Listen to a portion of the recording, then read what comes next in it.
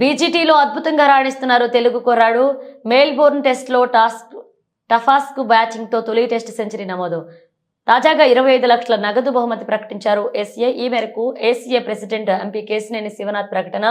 Border Gavaskar trophy సిరీస్లో తెలుగు కుర్రాడు నితీష్ కుమార్ రెడ్డి అద్భుతంగా రాణిస్తున్న విషయం తెలిసిందే. ప్రస్తుతం ఈ సిరీస్లో భారత్ తరపున top స్కోరర్గా కొనసాగుతున్నాడు.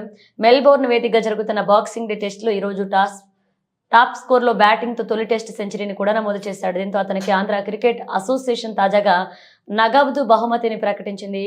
ACA president Vijayawada MP Kesineni Sivanath 25 లక్షల నగదు ప్రోత్సాహం ప్రకటించారు.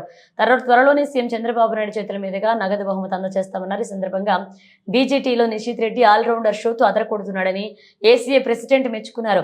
నేటి యువతకు నితీష్ ఆదర్శమని, ఇలాంటి యువ క్రికెటర్లు కూటమి ప్రభుత్వం ప్రోత్సహిస్తుందని తెలిపారు.